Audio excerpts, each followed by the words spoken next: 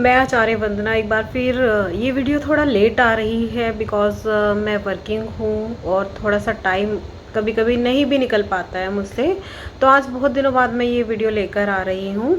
ये वीडियो है तलाक के ऊपर। तलाक क्यों होता है? देखिए, नॉर्मली तो सब जानते ही है तलाक या तो ईगो के कारण होता है या किसी ना किसी की फैमिलीज़ में इन्वॉल्व रहती है। बहुत सारे केसेस में क्या है कि या तो सासू माँ जो होती है ज़्यादा स्ट्रिक्ट मिल जाती है या फिर लड़की की माँ जो होती है वो ज़्यादा इन्वॉल्व हो जाती है लड़के की फैमिली के अंदर।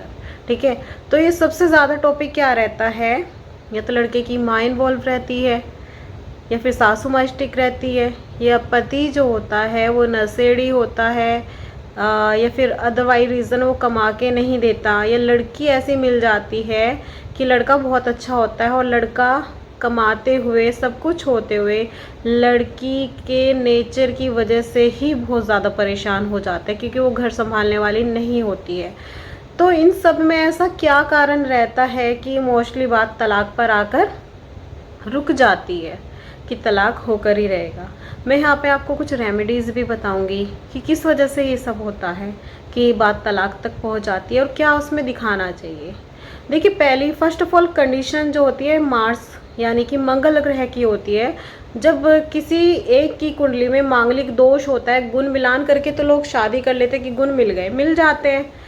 पर अगर किसी एक की कुंडली में मांगलिक दोष है और दूसरे की कुंडली में मांगलिक दोष नहीं है तो ये भी एक मुख्य कारण रहता है कि तलाक होना ही होना है, क्योंकि उन दोनों की अंडरस्टैंडिंग बिल्कुल भी नहीं बन पाएगी। तो मैं सबसे पहले आपको यही एडवाइस करूँगी कि कभी भी एक की कुंडली में मांगलिक दोष है और दूसरे की कुंडली में नहीं है तो ऐसी शादी नहीं करे, मिलान करके ही शादी करे। चाहे मंगल दोष की एक की कुंडली में निम्न का है या फिर उच्च का है, तो ये बहुत सारी कंडीशंस अप्लाई होती हैं। दोनों की कुंडली में ही मांगलिक दोष होना चाहिए तभी शादी होनी चाहिए, और अगर नहीं है दोनों की ही कुंडली में तो शादी होनी चाहिए, वरना ये सबसे बड़ा प्रॉब्लम क्रिएट करते हैं कि मार्स एक एग्रेसिव प्लैनेट है, उसका नेचर ही एग्रेसिव है। यानी कि बहुत ज़्यादा गुस्सा करना, और गुस्सा भी उसका शॉर्ट टेम्पर्ड वाला होता है, अचानक से आता है, अचानक से ही तहस नहस करने वाला जो एक एंगर इश्यूज होते हैं वो इनके अंदर रहेंगे, ईगो रहेगी और ऐसे में समझदारी बिल्कुल भी नहीं रहती है। दूसरा जो कंडीशन अप्लाई होती है शुक्र की, बहुत सारी कुंडलियों में देखा गया है जो शुक्र प्लैनेट होता है उसके साथ है तो एक्स्ट्रा मैरिटल अफेयर करवाता है, और शुक्र राहु के साथ है तो भी यही सेम प्रॉब्लम्स को हैंडल करनी पड़ती है, और अगर शुक्र नीच का है तो भी यही प्रॉब्लम हैंडल करनी पड़ेगी। यानी कि आपका जो लाइफ पार्टनर होगा वो लॉयल नहीं रहेगा। शुक्र का अच्छा होना बहुत ज़्यादा ज़रूरी है। अगर एक की कुंडली में शुक्र की पोजीशन अच्छी नहीं है तो कोशिश करें कि अगर जिससे आपकी कुंडली मिलान हो रही है उसकी कुंडली में शुक्र की पोजीशन अच्छी हो।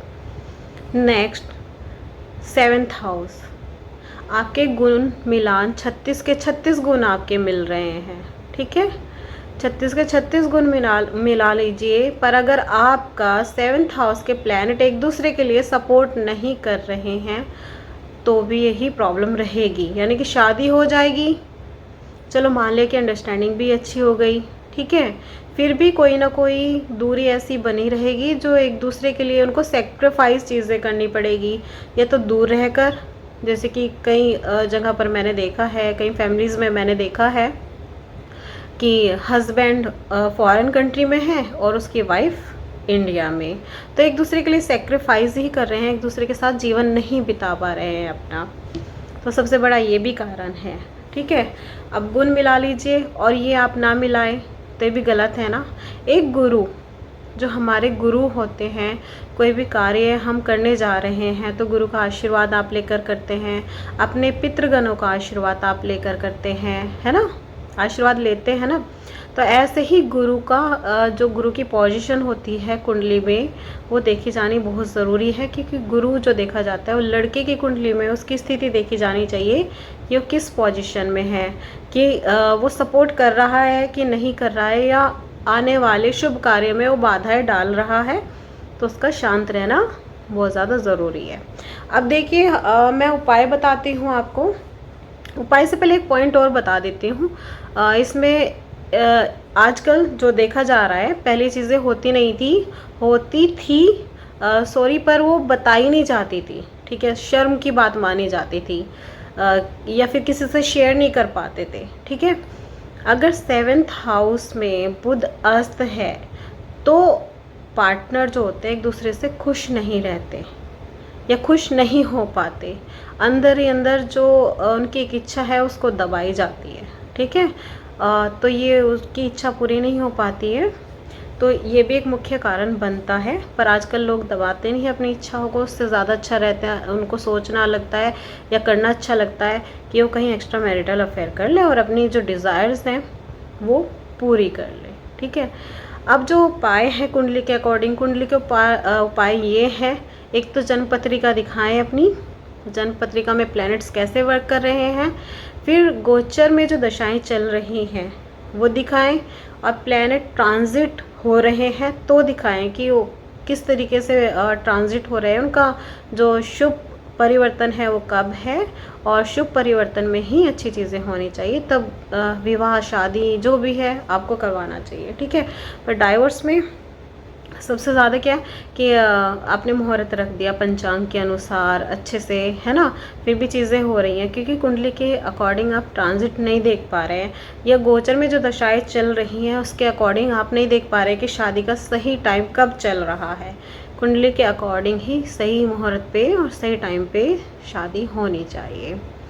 तो जो ये उपाय मैं बता रही हूँ उसके अकॉर्डिंग, कुंडली में अगर कोई प्लैनेट नीच का है तो उसका दान कीजिए ताकि उसकी समस्या थोड़ी कम हो सके। अच्छा प्लैनेट है तो उसका रत्न धारण कीजिए, पूजा पाठ कीजिए, मंत्र जाप कीजिए ताकि वो और भी एक्टिवेट हो जाए उसकी पॉजिटिव एनर्जी।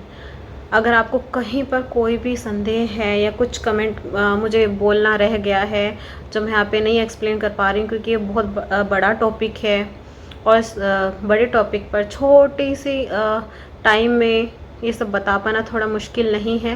वो तो तारा बल भी होता है, बहुत कुछ देखना होता है, तारा बल, गोचर, नवमांश, बहुत सारी चीज़ें होती हैं जो देखनी होती है, और नक्षत्र के अकॉर्डिंग भी देखना होता है।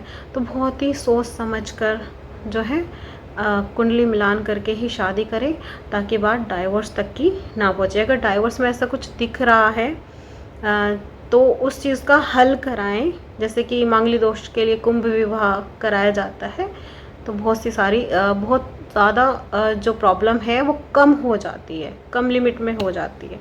तो अगर आपको वीडियो अच्छी लगी है तो लाइक शेयर कमेंट करके मुझे बताएं ज़रूर। कहीं पर कुछ रह गया है तो कमेंट बॉक्स में लिख के बताएं, मैं कोशिश करूँगी नेक्स्ट वीडियो में बनाने के लिए। Thank you.